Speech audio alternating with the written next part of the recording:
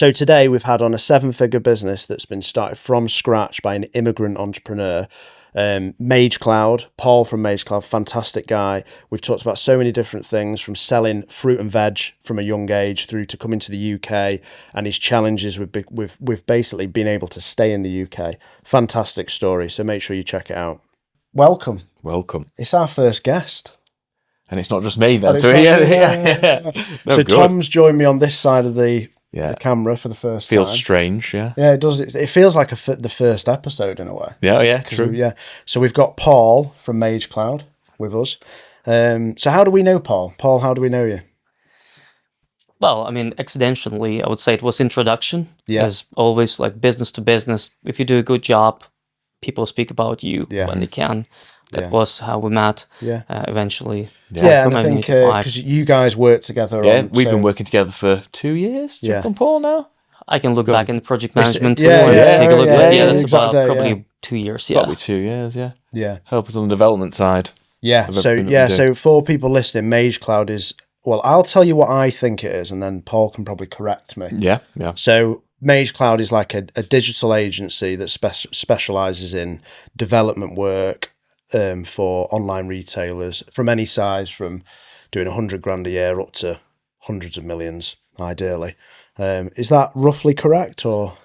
I would say bit more. We're not just like development stuff. Yeah. We more consider ourselves as a partner in the crime. Yeah. Partner in the crime. So the philosophy of MageCloud obviously helping from development standpoint, and we have amazing 40 dev guys who's on month-by-month basis helping you to improve your website, etc. Aside from that, my clients always utilizing my personal brain about SEO, conversion rate optimization, and stuff like that. Yeah. We also, I'm gonna say, pretty honest in terms of the way how we treat the clients. We're always happy to look into the data. Business-wise, probably 100 millions, just too much. This is a company that can have in-house team. I would say typical clients who literally enjoy us, it's up to 10 million revenue a year. Yeah. That's for now. But building the community that we are building right now at our e-commerce camp, that's something that I really passionate for the last 2 years, and that's what I started building in the UK. So we're more than just agency now. We're trying to give back, and that's probably what stands us out from the rest of the agencies out here. Yeah, because I was looking last night, I was stalking you on LinkedIn, actually. So I was on your LinkedIn profile. You probably got the little notification. Matthew Holland has viewed your profile. He probably gets it quite a lot, to be honest with you. Yeah. But I was looking at your kind of like, your CV, I suppose, and where you've come from. And you've done quite a diversity of different roles leading up to founding and setting up MageCloud from scratch. What year did you found MageCloud originally? When did you start the business? So I think I have to put my journey way back. Yeah, go on. Right? Let's go back. Yeah, I like so that. my personal. Before you do, sorry, I'm just going to jump in and just do some slight mic adjustments. Yeah, no Thank problem. you. I'll repeat the question.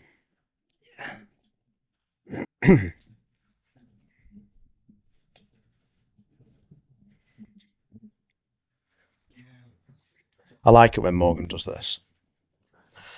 And we don't tend to edit it out either. Yeah. I like it. Well, it's more authentic when Morgan steps in and does his little adjustment. It's just like it's everyone's crotch level. So There we are. perfect. Okay. You're happy. He can't help himself. He likes to be on camera. Perfectionist. Yeah. So if we do cut it out, but my question to you was kind of like the journey leading up to MageCloud. So what was your story before you founded MageCloud then, if you want to? So my story as an entrepreneur probably starting at school. Yeah. Literally at school. I was born in Soviet Union time, which is really, a difficult time.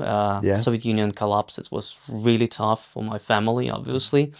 So, sorry to interrupt you. Whereabouts in Ukraine are you originally from, just for context for people? I was born in Siberia. Siberia, right? So, and then my parents moved when I was 2 years old.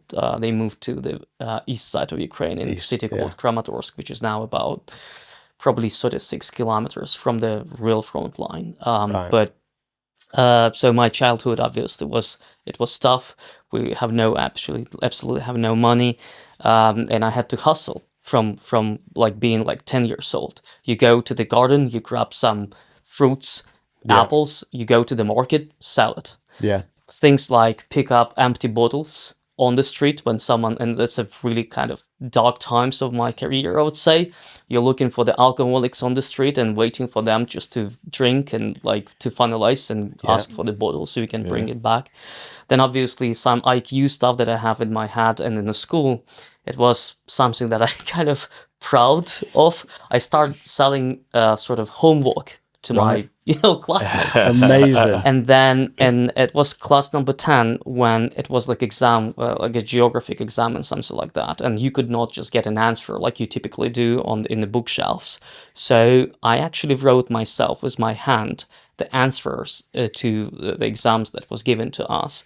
My mom in the bank scanned those results for free because she was working in the bank. So she was scanning this. So she give was it in to on me. it. I put it and then I start selling it. I sold about 30 copies in my classroom, of this handwritten stuff. Yeah. And then when the daughter of like a director bought it, she recognized that, and I was called like to the directors of the stuff just to say, hey, you cannot do that.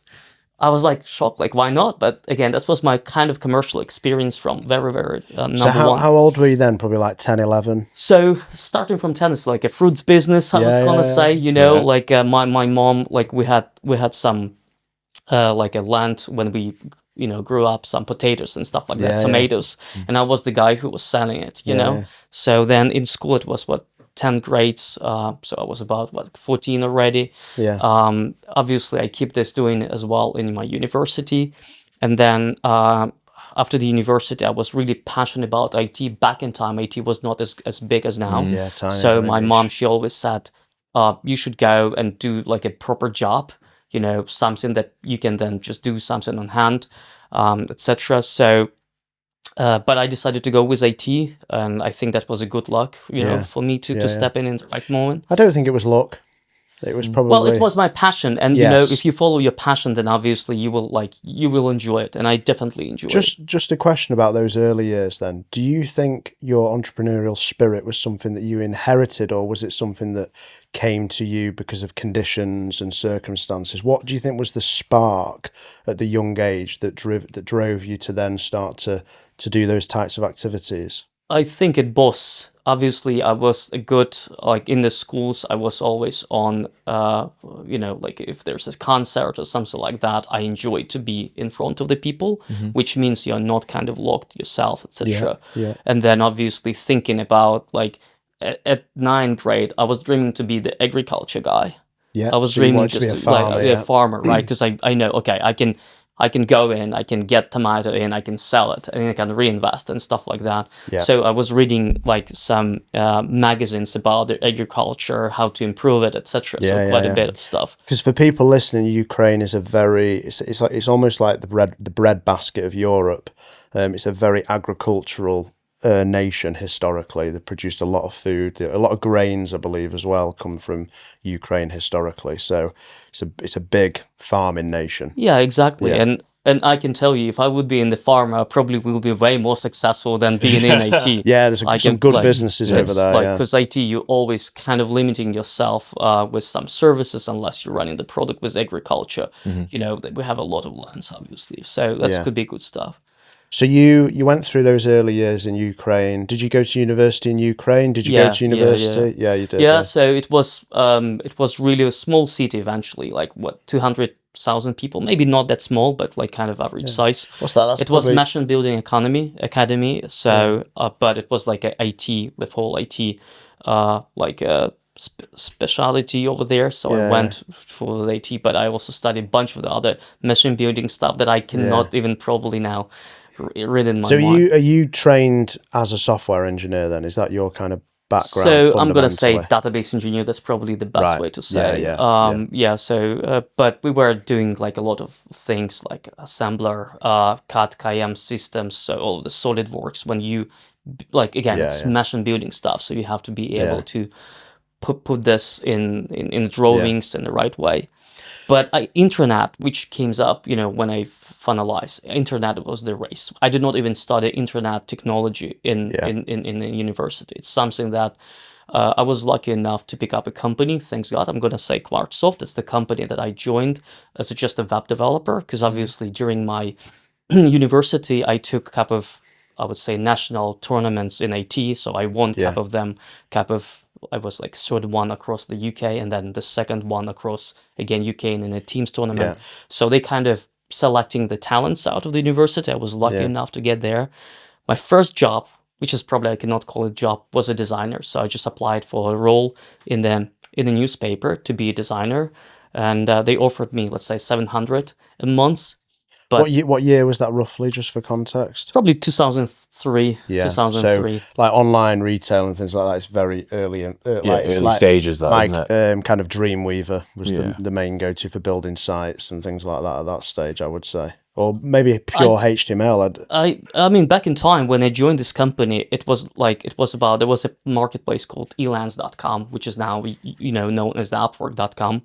So Elance, it was like a place when you as a US person can outsource to other destinations. So this company, Quartzoft, that used to be in Kramatorsk, they had a profile there. That's how we find the first clients. And I was obviously not in the sales. I was just a purely developer guy. I guess I was doing good. I was not the greatest, obviously. I can say, but then back in time, it was less about like there is no AI in place. Sometimes it's just a very simple, basic things but you have to be open to do everything you want, like anything you want. Like you don't have to be like a specialized on a certain technology like it is now. Back in time, it was this project needs ASP skills, you do it. Flash, you do it. Perl, you do it. PHP, you do it. So I was doing like any projects, any technology. I mean, all in one go. I was number 5 on the Guy Party website in top 5 party guys. That's a story that I'm telling. You know why? Because I was doing the website called guyparty.com.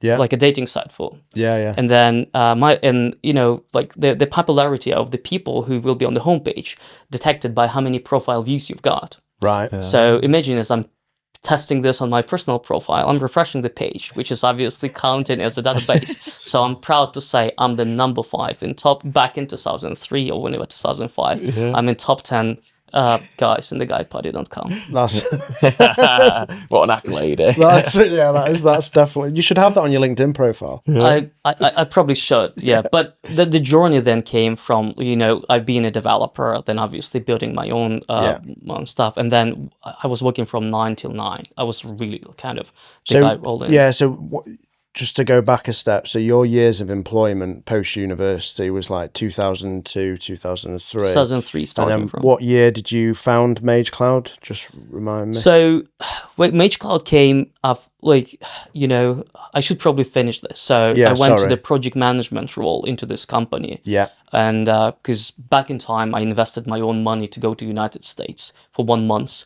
Yeah. Again, thanks to one of the projects that I was working on.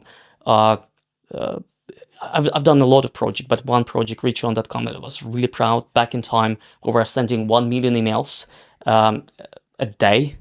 Wow. I mean, and imagine it's 18 servers to handle the infrastructure. There is no Git repository. There is no load balancer.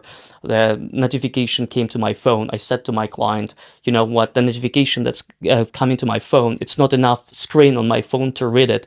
I need to buy another one, but I don't have money. Can you send me? She sent a magazine to me with the credit card from United States. So I can use this credit card to go to the ATM machine and get some cash that she's kind of giving to me. Yeah. I found another project on Rent-A-Quarter as a freelancer, built a DVD rental system into the Canada.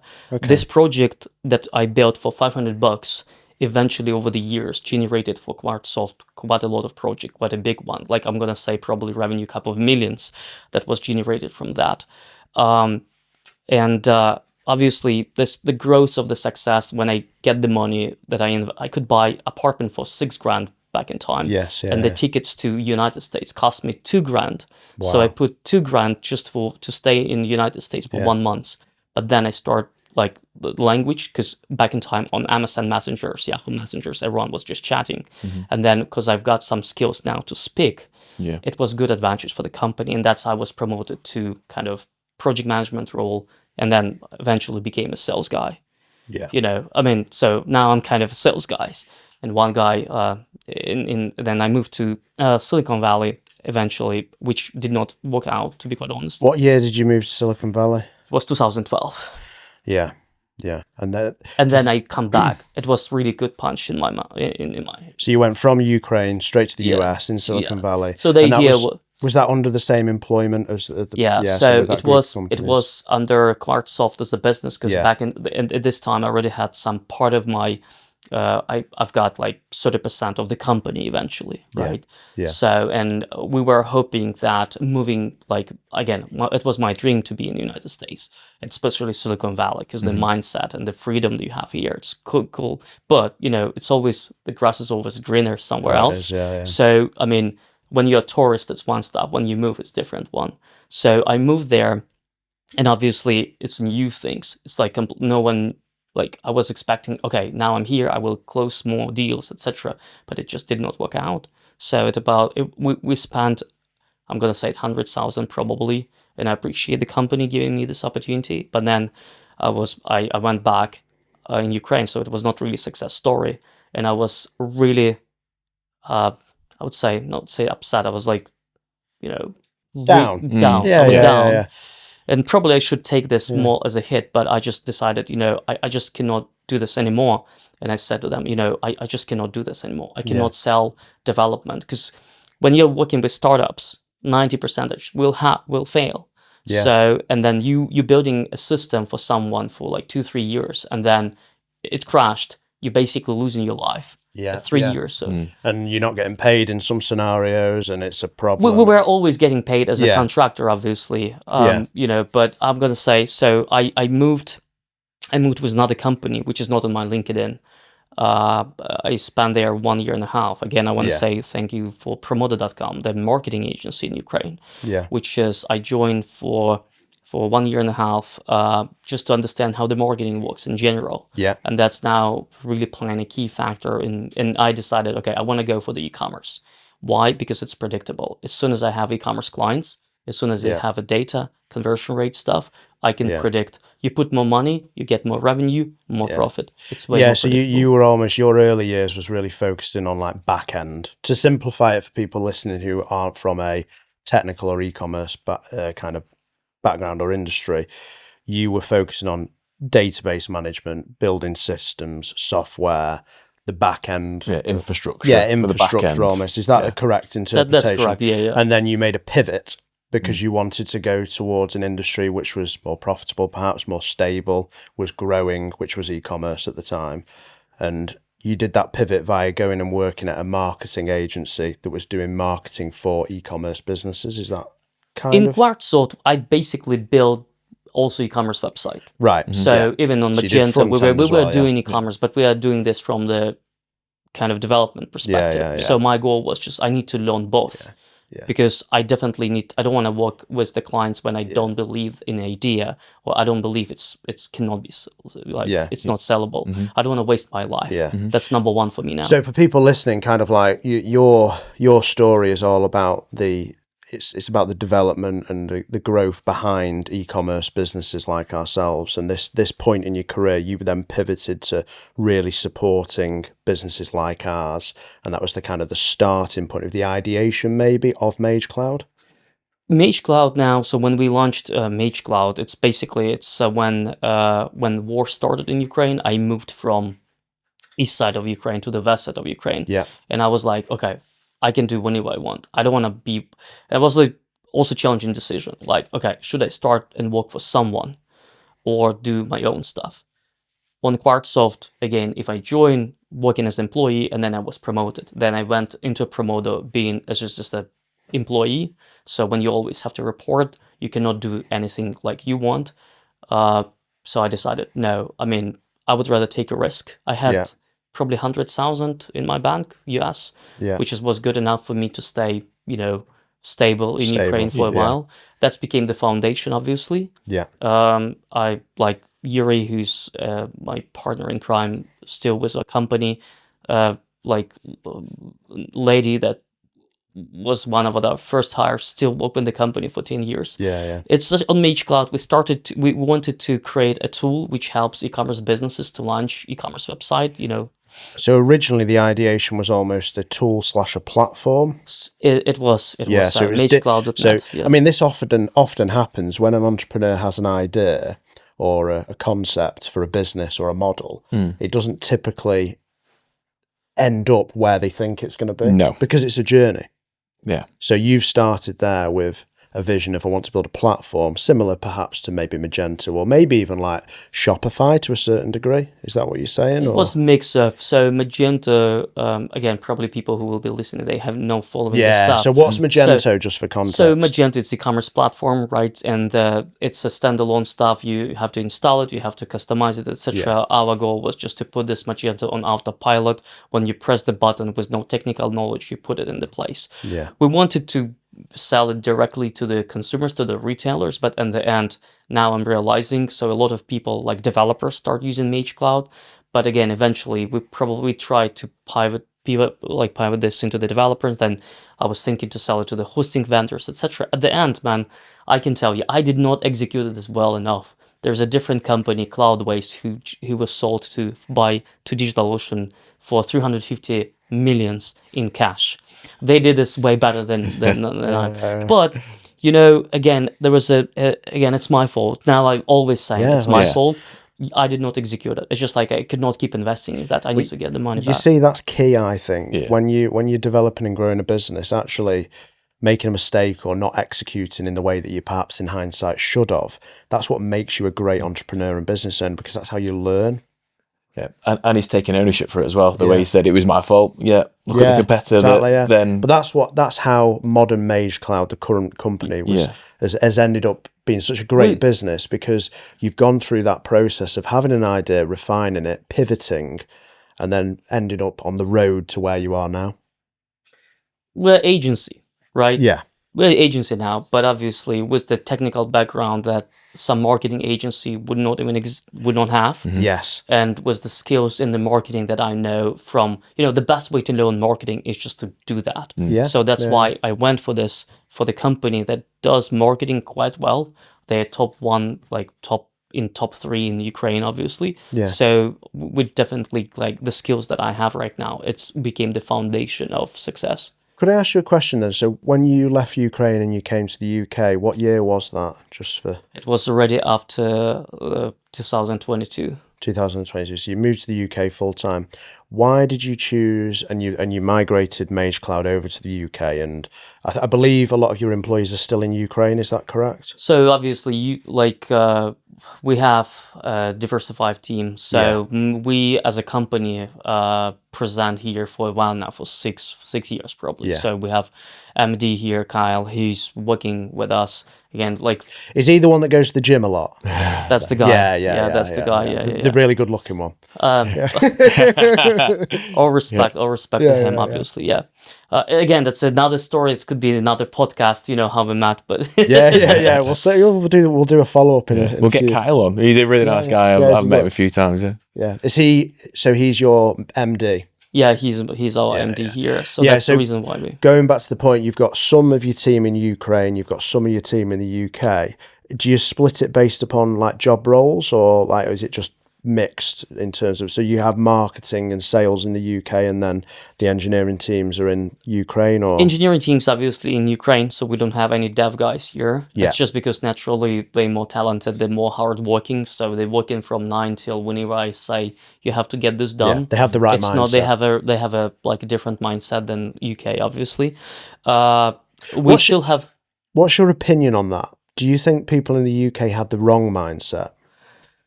Be transparent. I'm not going to say it's a wrong mindset, but I would say it's really rare when the people who you employ will work from 9 till whenever after 5, They're up to 5 p.m. It's a normal stuff. And I'm not expecting them to have it. It's no one will work as hard as you because it's your business at the end.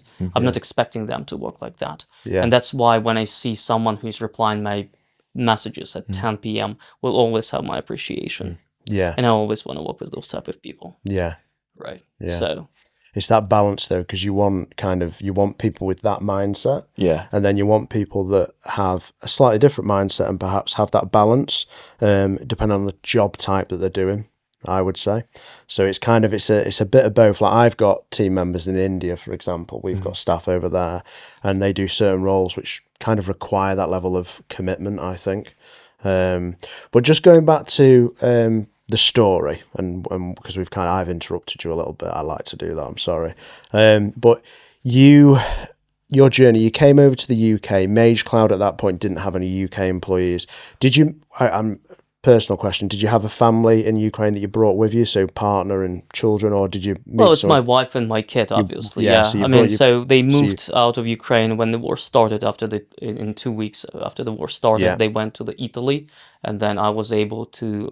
My mom from east side of Ukraine moved to the west, Yeah. and then I was able to cross the border and get to the Italy to Yeah. reunite with my family, and then in the Italy, which is obviously cool and nice, and food is awesome, and the weather is great, but obviously sitting in the Italy and working with UK remotely, it's the same stuff as, being in Ukraine eventually. Yeah. And if I already moved away, of the Ukraine, then I had to do something, So I said to my wife, listen, Italy is great, but again, we either have to go to the United States or the UK. So my choice, we went to the embassy just to get a visa for my son. So my choice was to go to the United States. But then again, we applied for Ukrainian program in the UK. In the UK, and yeah. that's when we have 3 years of permission to stay here. I decided, because of I think it was my wife's decision, more close to Ukraine, more close to parent. If we want to fly tomorrow, we can visit our family.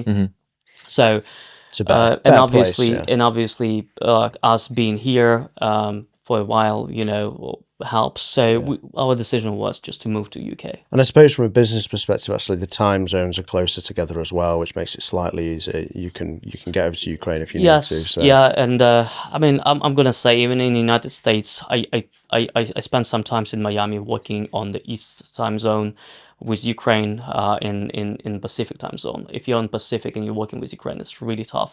You have to be up to like 8 p.m. So I definitely decided, if that would be asked, it will be East coast, Univa, Miami, probably. So if I would not be here, I would probably now be on the beach. Yeah. Well, I'm not sure which I prefer. Yeah, which one? Yeah. I do like warm weather, but not all the time. That's just my thoughts. But you land in the UK in 2022. It's just yourself employed in the UK. Your partner, your child are here. How many employees do you have now in the UK, just for context? So you have to understand, we have no legal entity in UK. Right. I'm a self-employed here. Right. So you've got contractors in the UK, I have self-employed team. Yeah. I have contractors in UK who's. And why is that the case? Is that because of your immigration status? Well, I think legally I'm able to set up the company. I should be able. I mean, I have to check that. It's just more about, hey, will I stay here? Right? Yeah. Will it require and obviously getting such a steps of set up the company without a long-term commitment. It's a little bit difficult. Plus, again, building the relationship, building a new client database here takes time. So I decided, instead of focusing on legal things, if everything's working, don't touch it. So the flows, etc., it's all there. Like all the financial operations, we operate as a US company. Basically, there's no problem whatsoever. So I decided, let's focus on business first, and then think about the legal stuff later on. So I think that dovetails in nicely to the situation you're in at the moment. So you've come on just remind me again of the technical. It was the Ukrainian program allowed you to come to the UK. Yeah, Home for Ukraine. That's how it's called. Yeah, and then you've obviously you've got your company in Ukraine, which is still operating, and then you're in the UK operating in the way that you are, and you've got contractors that are working for your Ukrainian company. They're self-employed in the UK. What's your status now? Because for context for people listening, we're kind of starting to think about guests, but Paul actually reached out to me and said, can I come on the podcast? And it was like I just got the WhatsApp message in the evening, and I was like, there's a tone to that message a tone of frustration. Yeah. And it was basically saying that my global talent visa has been declined, which I know Paul not too well, but I know that he's an exceptional person. I know that he's built a fantastic business in Ukraine, and I know that he supports some seriously great British businesses. And I saw it and I was like, why have the UK government or why has the process failed here? Because us as a nation, we need to be bringing in talented people. We need to be retaining them. And it saddens me that Paul is saying that he would have probably gone to the US instead. I want someone like Paul to be in the UK. Yeah, stay in the UK. So can you illuminate me what went on with the talent visa? So obviously it was Ukrainian schema, right, which gives us time to live here, but there is no guarantee for us to stay. And every single month when my kid goes to the nursery, it basically he became more British. And I said to my wife, if I will be, if the government gonna say go back home, I'm gonna bring my kid into the parliament and put him there. I'm gonna say, speak with this guy, because I mean, it's obviously challenging. So because his status as well, specifically, it's very difficult because he's becoming British over time, embedded in the culture and everything else. And he's got his friends, and it's He speaks English now, right? I speak with him in Ukrainian, obviously trying to support his original language, but obviously he replies back in English very often. So he became British more than me. He is even telling me, Paul, Dad, it's wrong. You spell it wrong. This is how you should do it. So obviously with Ukrainian schema, we have 3 years. We can right to work, right for rent, etc. But obviously I was about like, okay, if my wife, she's happy here, I have to kind of do stuff. And there's a bunch of the visas that UK government give us: skilled worker visa, innovator visa, global talent. So I was applying for the global talent, which probably it's the most hardest to apply for, but at the same time, it's then gives you an opportunity to work whenever you want. Okay. Yeah, because just to interrupt you, for people listening, my understanding of the global talent visa is it's a visa that allows you to move across certain countries as well. No. Every country has its own global talent visa. Right, sorry. So it's specifically global talent in UK. If you get it, it does not allows you to go to Spain or any other country. Just exclusively for UK. Right. You have to show exceptional skills that you personally kind of have. Just to highlight. And again, so I think it's again my fault, right? So the company that I was not submitting this myself. I basically spoke with I used the company to do that. Obviously, consult with them, and we prepared a bunch of the different documents, etc. Our application was based on the advice from the immigration attorney and the company. I was presenting a bunch of the information about my US business, about stuff like that, like financial statements, etc., etc. There was some recommendations letter that we put in place, which is really from good, well-known people, etc. Yeah. But again, now after weeks of rejections, I basically, and they gave me exceptional answer. In short, they said there's no enough evidence of you being a talent, which can be recognized by the industry, and making the money and having a business, not a talent. And I get it. A lot of people a lot of agency have it. So to me, there is a serious problem there. Because you've got a situation where, in my opinion, Paul is, it's my opinion. Paul is talented, but they're saying that running a business is not a talent. So being an entrepreneur that creates job opportunities, supporting UK pays business, tax, supporting smaller UK businesses, that is not a talent. No. And Paul's an individual. I've known Paul, let's say, for 2 years, worked with him. There's no one that hustles harder, works harder, commitment, drive, all the key ingredients that you want from an individual. You have to understand the way how they measure that is, do you have any mentions in the media? Do you have a speaker and slots in the conference? Of course I do, but it's bad. You have your own event. You run your own event. Well, but it's my event, so don't count that. I mean, that's anyone can do the events. So if I will be on the stage on the conferences and I will be on the Forbes and stuff like that, that will be more confident. My business. So I think that I should change. I should be flipping my application from a business perspective to my personal things, which personal I brand. think was a little bit wrong, right? So, and again, obviously now, if I will be applying for the global talent visa one more time, I will be completely revoking my case, like completely, and put it around me as a talent, me being a speaker, etc. So we just did not really give this confidence of my personal the process and next step, are you considering withdrawing that application in full? It's already withdrawn. So you've withdrawn but they're not limiting me to submit. You can submit as much as possible. You can sponsor the government because it's all fees, right? Yeah. So basically, you can file even tomorrow. Yeah. There is, again, it's UK government is not limiting you to go and work here. It's just like you have to present. So they just have to realize that being a speaker on the conference does not mean much. So if I pay tomorrow $3,000, I will be speaking on the conference tomorrow. Like easy. A lot of people emailing me, hey, we need speakers. Here's how much. If you want to be in Forbes, right? Then you pay the bill and you will be on the Forbes tomorrow. That type of stuff. So anything, like, again, maybe I should be smart enough to put the money in and get some slots and then kind of, but again, it is. My next step, it's first of all, keep and update my Ukrainian schema, which thanks God will be updated for the next 18 months. Yeah. And then I will look around. So there's other options. Global talent still option, but I need to do some tweaks. I need to do some speaking slots. I need to do some Forbes stuff. I need to do some PR. I need to build my own website, with my name. So when you Google me, the people, like, everything will be in one center spot. There is another stuff. It's the people who recommend you. I was thinking it was exceptional people that I know over the years.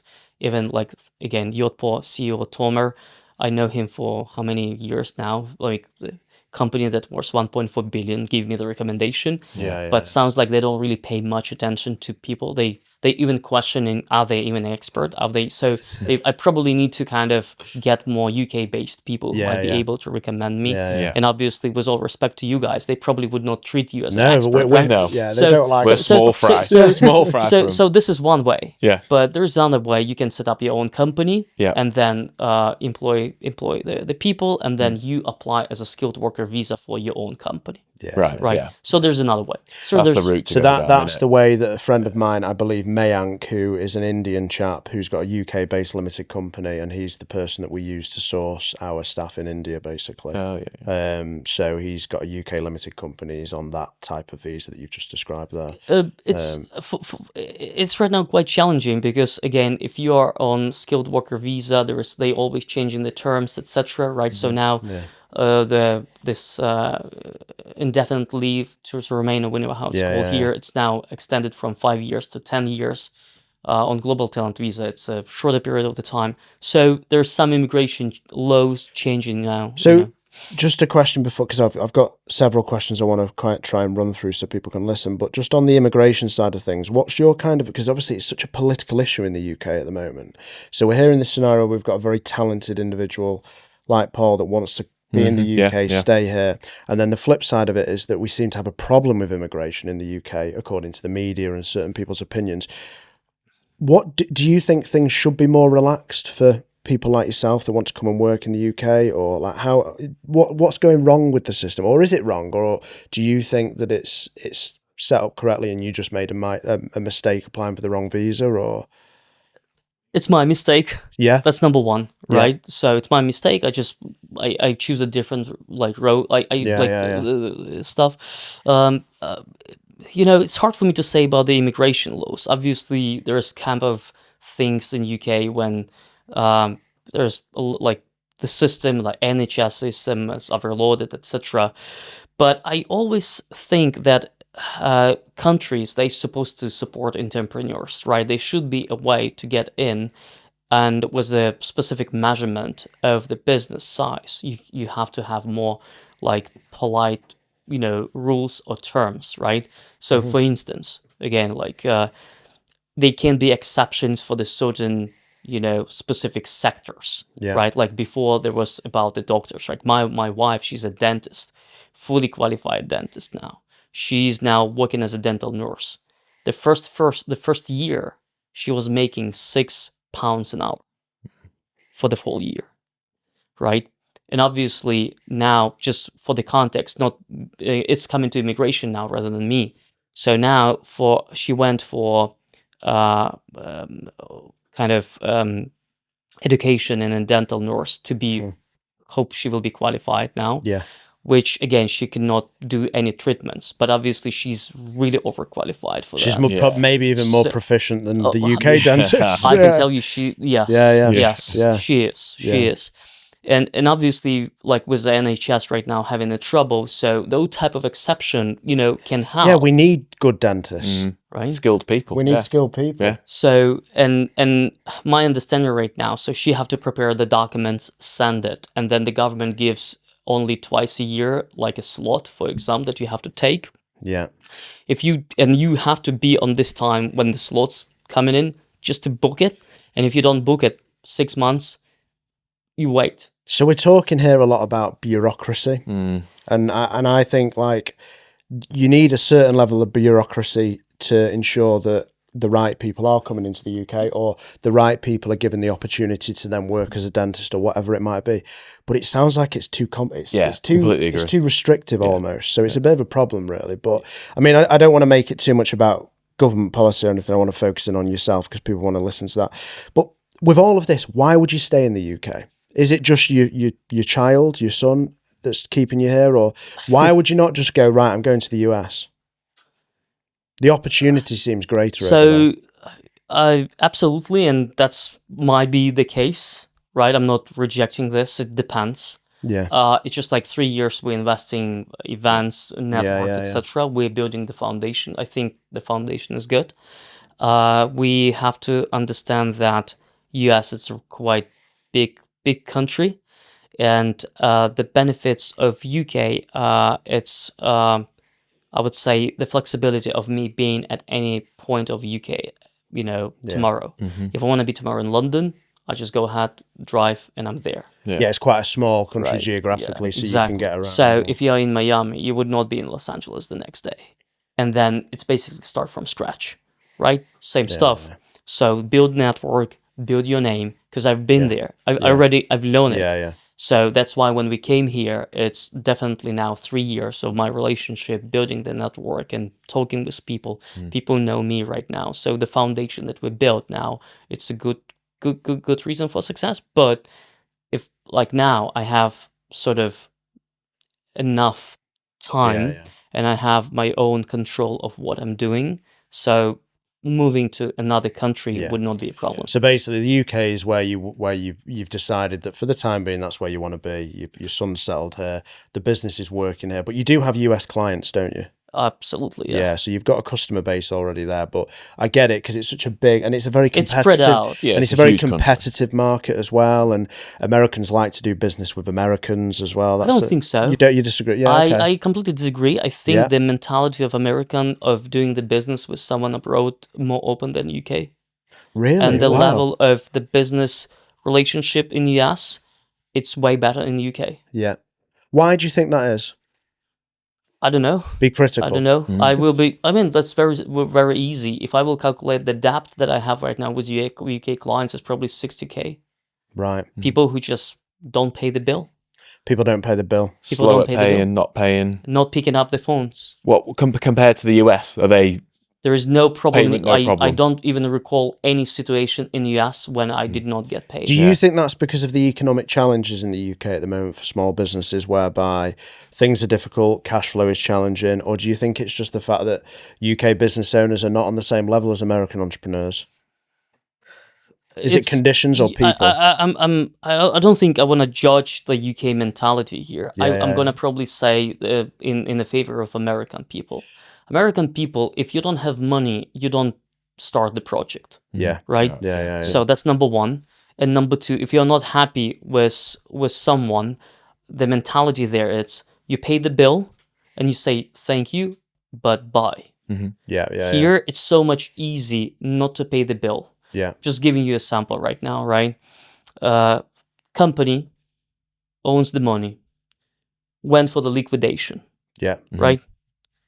And then they set up a second company, which is buying assets. Yeah. They of do, this, do a pre-pat Right. switch over. Yeah. and then everyone who was kind Left of over. on the Owed bill, money. they Yeah. get canned. Yeah. right? Not polite. I mean, is it legal? Yeah, Yeah. it is. My name, it's everything for me. Yeah, That's why we have one chat for all of our clients. If you want to join, you join. yeah, That's why I'm on event. I don't want to be in the position when I'm staying on the stage and someone will stand up and say, Paul, you my business. yeah, Right? I said to myself, I have to keep swearing like we to- did an episode on reputation Yeah. actually, which I think reputation in business is obviously very important. And I think, I mean, just going back to the British entrepreneurs, I think, and British people, I'm going to criticize. I'm going to say I think there's quite a lot of people in the UK that are lazy. I don't think we have the right work ethic in this country anymore, and I think that I don't know whether it's because we've had a very comfortable lifestyle during the 90s and the 2000s where we're used to luxuries and commoditized goods, and it's almost created, I think, a quite weak mindset amongst the predominant UK population, and then that drips into entrepreneurs and business owners. And it's very upsetting for me. Where we're in a scenario where we're competing on the global stage from an economic and a business perspective, but the quality of people, it really worries me. What you've just said there, it creates trauma in my mind. I can tell you a sample. The sample that I've learned, again, I'm not so much about the taxation and stuff like that. I have my accounting who's filling this out for me. But there was a poster recently about like if you are you're doing like some garden work, right? There is some sort of threshold. If you make more money, it's like again, it could be like 49,000, something like that. If you close for like one more thousand, you automatically will be VAT kind of registered. You're talking about the VAT threshold, which I think is about 80k or something like that. They've frozen that, and basically what it does is it means that you just want to keep under it, so you don't have to go VAT registered. And what it does is it stifles people that could grow. Ambition. And it's like, well, why would I want to grow? Because then I'm going to have to pay 20% on VAT on my earnings, and then it becomes more expensive for my customers because I've got to charge more so I can cover the tax. The system, the conditions, I think there's a certain thing there, but I think the people, unfortunately, as well, we have become weak. It's like that classic scenario that you hear about where it's like good times create weak people create hard times create strong people, and then strong people create easy times. And we're in that period now where I think it's been easy. Possibly. I mean, you look at Paul's upbringing, as you spoke about earlier. You know, tough upbringing. Yeah, he's had to hustle and work hard. Resourceful, thinking I can pick these vegetables, I can then sell them. You know, entrepreneurial straight away from an early stage because he had to be to survive, really, didn't you? I really worry about the longevity of the UK in relation to everything you've said. So Paul, great guy, should be given access to the immediately. UK. He's got the right work ethic, and then we're turning. I mean, obviously, you've said that perhaps apply for their own visa and all the rest of it, but we need people. It shouldn't like be Paul. that difficult though for someone like Paul's caliber to get the right to work and employ people in the UK and support UK business as well. Yeah. Well, that's what we're eventually going to do. I think here it's the point of the government's supposed to support businesses and entrepreneurship in the one way or another, right? So when there's someone with the mindset of like, okay, if I will be making 100,000 myself, I will pay more taxes. Let me split this money with my wife. Yeah. Right? Yeah, and then we will keep this credits or how it's called here. And then child benefits, and you have 30 hours of free child benefits. Yeah. So people tricking the system without and they just don't want to. Like I spoke with someone and I said, "Why you're not growing your agency? You could." He said, "I don't want to do it." It's like the return on investment. It's just because I would not be making any more money. Yeah. That's it. It stifles growth. It's shocking, isn't it? And I just don't think we've got it set. But let's make it a bit more about Paul, because I'm just conscious of time as well. So going back to MageCloud, Paul, and what you've built, because I think you've built something fantastic. And you're at a bit of a pivot point with the business because you've got employees and contractors, and you're going to set up a UK company probably soon as well. But where, like over the course of the next 5 years, depending upon your status in the UK, the thing is Paul's quite unique in terms of a guest for this podcast because he's got a global business. Which is like, I would say, a tier of entrepreneurship. That mindset is it's above most kind of like British businesses. There's not many British businesses that reach that. Obviously, you're a Ukrainian business operating in the UK as well. But where do you want it to go over the next 5-6 years? Where do you want MageCloud? where it is now versus where you want it to be? What does that journey look like with the business? So first of all, we will be doing a huge rebranding, right? Okay. So if you will ask me about the biggest mistake that we've made, or whenever, like one of the mistake is we put the name of our company very attached to the specific technology. So now we're gonna rebrand it in a completely new name. Are we going to do a soft launch on the podcast? I mean, it's not a secret. The new name will be Comerix, right? Okay. Which is, again, now I picked up. I'm really proud. MageCloud.com domain should cost 50K now if I'm gonna buy it. Yeah. So I offered 25K for the domain name, and they did not sell it to me. I registered Comerix.com now for, I don't remember, like $18 or something like that. So I like the name. Really, I'm proud of this name. It's so we're gonna be rebranding. We're definitely gonna be launching a new company here in UK. So we will have. I've registered now US company, which is I did this remotely. Without not even being in US. I've heard about the US makes it easy for people to set up companies there, to do business, operate in the US and support US businesses. They make it easy because they get it. Yeah, they want people to do business. They with want them. talent. Yeah. So here it will be the next step. As soon as I go with the Ukrainian scheme, it does not matter what, we will be here. So the company will stay here. It does not matter if I will be here or not. Yeah. So that will be already the foundation. We're already we'll go ahead with that. Obviously, we are moving away from development because with AI and stuff like that, which is taking my job. We're doing 2 episodes today on AI. Just very quickly, if you were to just summarize your opinion on AI and development there, you've said, do you think AI is going to replace software engineering to a basic level? What's your kind of thoughts? I know it's a huge topic, but do you think that's where we're going? Do you think that? Yeah, I think it will. I think developers build something that will kill development as a jobs. No, seriously, yeah. 100%. And let's hope that AI doesn't end up just killing humans. Well, we don't know that yet. Well, I mean, I'm gonna say, like, developers would not be. They still will be developers, but let's call it AI implementator into the businesses, tying the AI into the or business. they may become like analysts to a certain degree, or So that's why in name from MageCloud we want to do Comerix, which is became. We know what you want to do. You want to do marketing, SEO, conversion rate optimization, Comerix. You want to sell properties, commercial real estate investment, Comerix. You want to sell shoes, Comerix. You want to do a taxi, and like, 'cause still physical businesses. So you're almost becoming a bit of a one-stop shop for businesses that want to become digital. That's one stuff, but Comerix, the name of the Comerix was the mind of, for me, of preparing to get away out of the IT and go back to my roots and maybe agriculture. I have no idea. Yeah, okay. So eventually, and again, don't get me wrong, it's right now a lot of people asking me why you would not start your own e-commerce brand, right? Yeah. So maybe Comerix could be. So maybe you'll buy a retailer at some point or something like that. I just made 2 investments into companies, which is, again, I'm pretty proud of. One of them in e-commerce space, the second one in CRM and automation. So for me personally, obviously, I'm looking to find an opportunity to put my skill set, like smart money, money and just to diversify the stuff. Definitely, I'm not going to invest into the real estate because it's very expensive here, and the result that you are getting out of it is just not worth it. The yield's like anywhere from 5 to 8%, which is just not good enough when you think about capital deployed. It doesn't work. So. And a lot of people here in the UK who eventually, they were our clients, they sold the business, they have the same mindset, they start putting money. So there's kind of nice samples in Denmark and United States of being like angel groups and investing into those startups or e-commerce businesses eventually. That's a good stuff.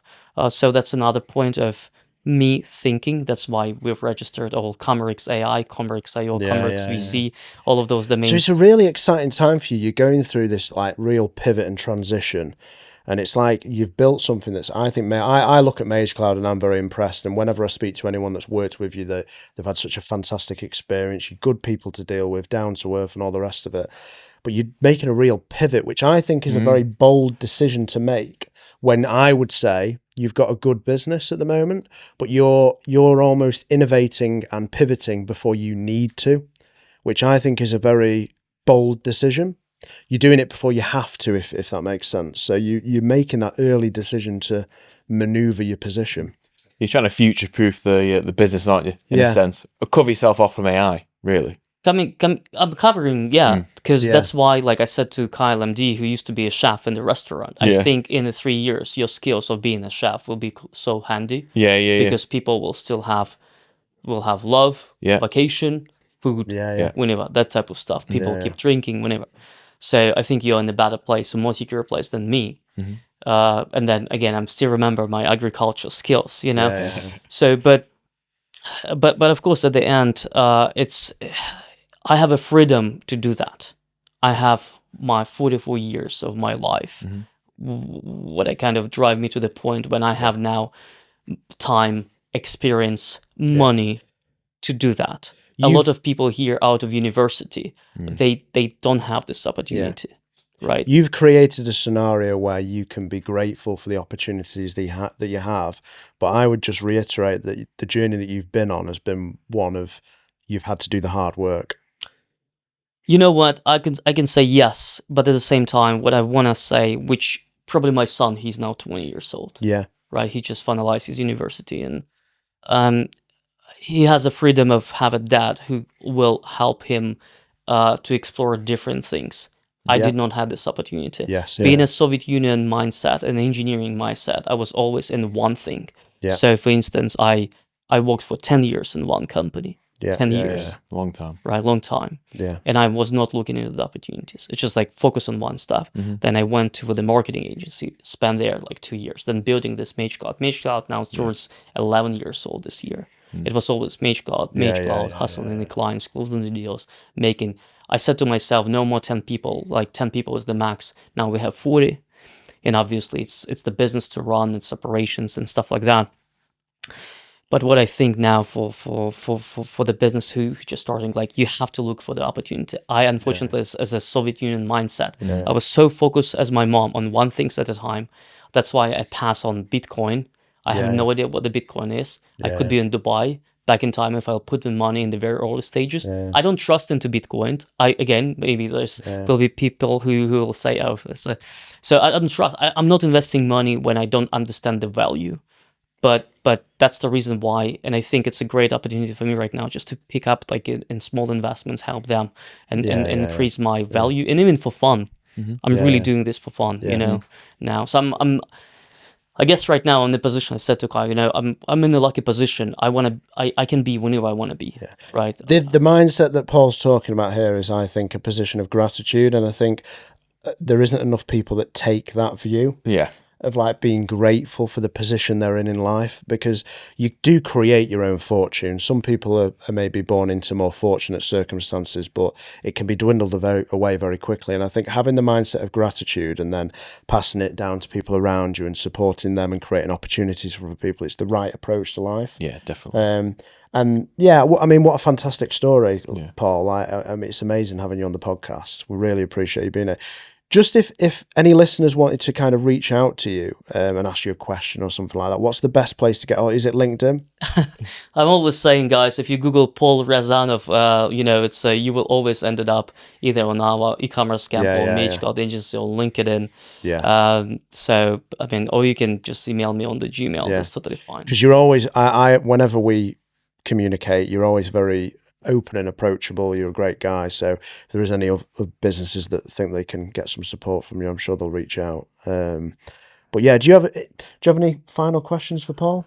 Not really. No, I think he's covered it. It's very interesting to hear the story, because although I've worked with Paul for 2 years, I didn't know all the backstory behind how he's acquired the skills and the knowledge along the way, and the hard work, the hustle, the desire, you know, and the mentality and the energy that Paul has as well.